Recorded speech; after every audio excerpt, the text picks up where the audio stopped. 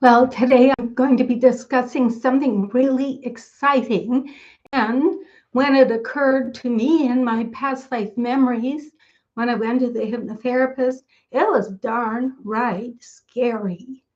However, I got a lot out of it. And that's the reason I want to share this information with you. So, what would you get out of my talk today about my scariest memory of Atlantis falling into the serpent's mouth? To begin with, you just might find it interesting and entertaining. Secondly, you might really be interested in Atlantis. What was it really like in Atlantis? Third, you might have memories of a similar nature, maybe dreams you've had of falling into a serpent's mouth. And fourth, it might do for you what it did for me. My experiences and memories of Atlantis have really helped me to understand life better. And, sometimes life seems insane. And even though what I'm going to be talking about to you today, seems pretty crazy, it actually helped me to make better sense of things. So, hello. It's Carol Ann Chapman. And welcome to this live stream. First, what I'm going to do is describe to you my memory. Then I'm going to ask the question, how did it happen? Because that's what I had to ask myself when it occurred. And third, what did I learn from it as far as the way Atlantis worked and also the way the earth and the earth rules work? So I understand you may also have had a similar memory. If you did, just put it in the chat there. If you have questions, I'll take a look at them afterwards and answer. So to begin with, what happened in this memory?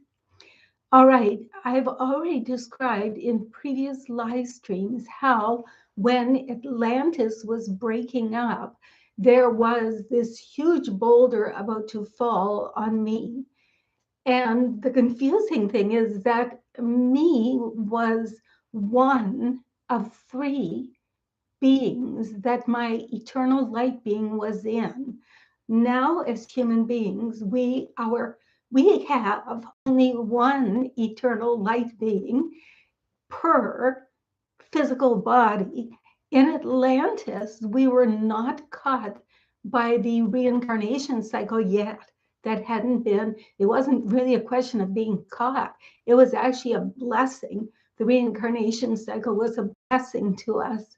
But in Atlantis, there were some of us, and I was one of them, who could go into numerous bodies at once.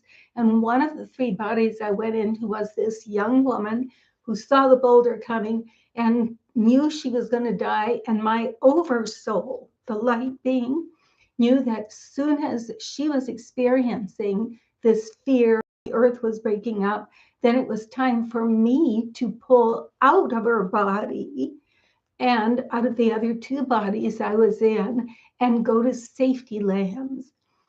But in Atlantis, we didn't go in a car or a plane or any of the vehicles we have now. The kind of being I was and the way we did things was by, in this case, falling into the mouth of a serpent.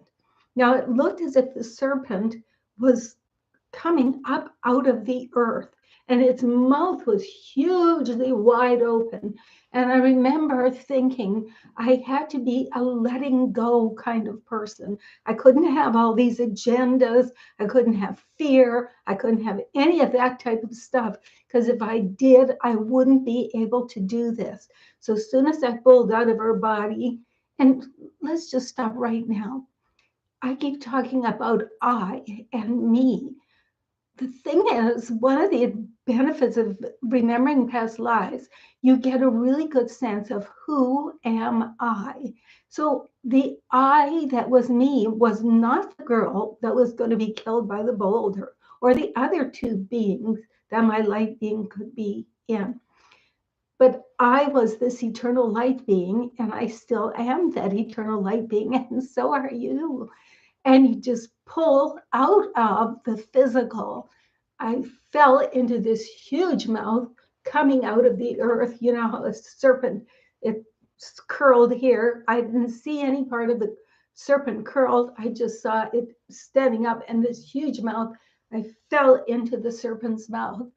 The next thing, I was flying through space. There were stars around, and I could see other light beings like me also being jettisoned through space. There was like a spray of light beings at a distance, fellow light beings like me, being coming out of their own serpents and flying through space. And I ended up in safety lands in Egypt, where we were building the Great Pyramid, which was partially built at the time. So that was my experience. And to remember that experience was so terrifying that I could barely, I needed a whole bunch of support from the hypnotherapist telling me it's okay, just relax. I think I was crying. I was like, I don't want to think about this. It's too scary, that kind of thing. But we ended up making a special session just to look at what happened. And this is where I started to get an idea of what was happening, because I think she asked me, how do you do this with a serpent? And then it occurred to me, this is when I learned we did things at that time with the agreement of nature.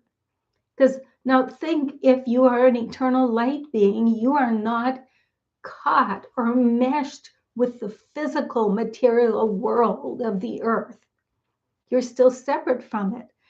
And at that time, how did we work with it? Like I said, there weren't human beings yet. Now we have this automatic system of going into a body, dying, going into another body, dying. In that time, we didn't have that system yet. We were just light beings, and we were exploring this world. And we found that we could communicate with the natural material world in a mental way. Some people have suggested to me this was genetic engineering. No, it was nothing like that. It was in the thought realm. The natural world has a thought realm to it as well, and we communicated at the thought level. So that is when I learned that we operate with an agreement with nature.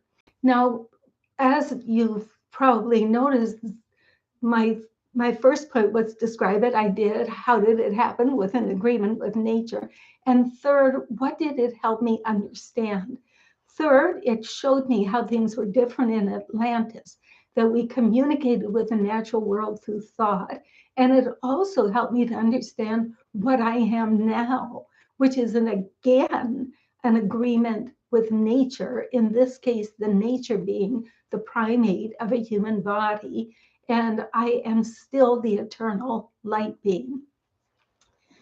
So now when I've described this to other people, one man told me he'd had dreams like this as a child. So, I mean, have you had dreams like this?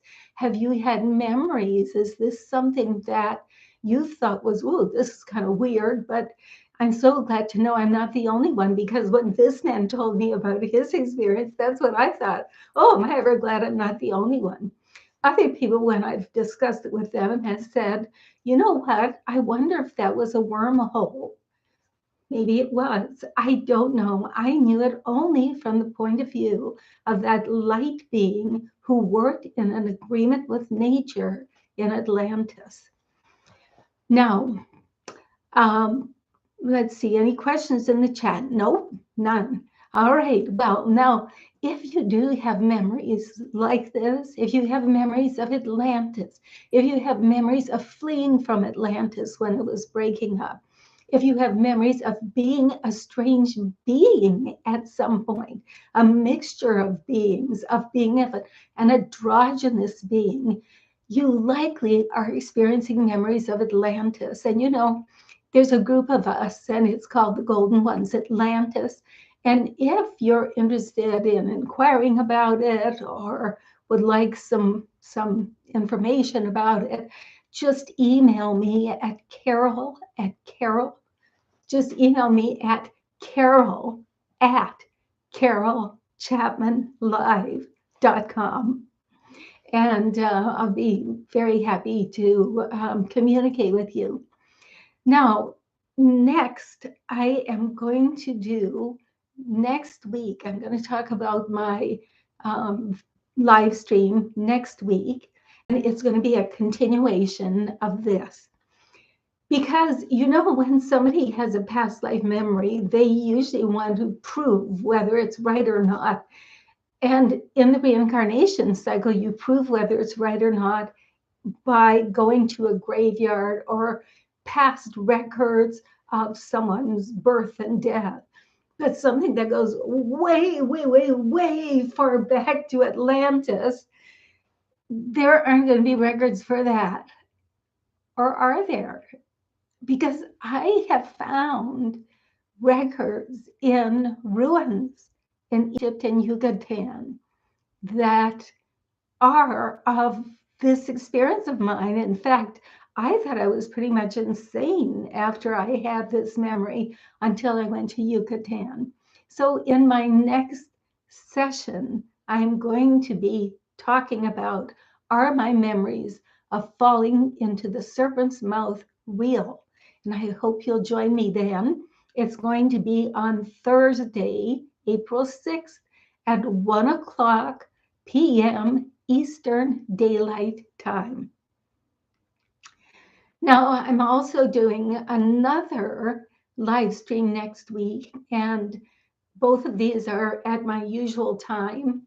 Today is my Thursday at 1 o'clock p.m. time, Eastern Daylight Time, but I also have a live stream in the evening. And the next one is going to be on Tuesday, April 4th at 8 p.m.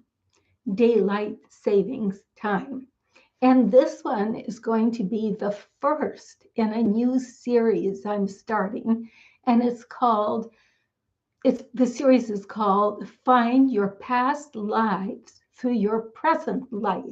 In other words, there are clues in your present life that point to what you have been in the past. So the first episode in that series is going to be to answer the question, why should I know about my past lives? So I hope you'll join me for that one. That's going to be on Tuesday, April 4th, 8 p.m. Eastern Daylight Time. Well, I've just been thrilled to be sharing this information with you today, and I look forward to having you at my calls in the future. Toodaloo. Bye-bye.